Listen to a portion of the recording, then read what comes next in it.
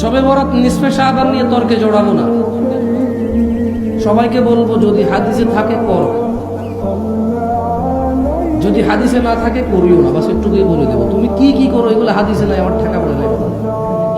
আল্লাহ নবী সাল্লাল্লাহু আলাইহি ওয়াসাল্লাম বলছে কুল্লু উম্মতি ইয়াদখুলুনাল জান্নাহ, আমার উম্মতের সবাই জান্নাতে প্রবেশ করবে ইল্লা মান আবা, শুধু অস্বীকারী জান্নাতে প্রবেশ করবে।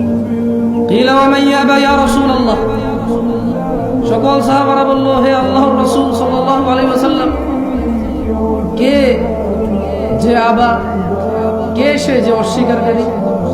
বলল যে ফামান আতাআনি, যে আমার অনুসরণ করে, মানে আমি যত কিছুকে ইবাদত বলছি শুধু ওইটাকে ইবাদত বলে মানে এবং ওইটা পরের বাইরে কিছু করে না, সে জান্নাতে প্রবেশ করবে। আর যে আমাকে অস্বীকার করবে সে হচ্ছে আবা।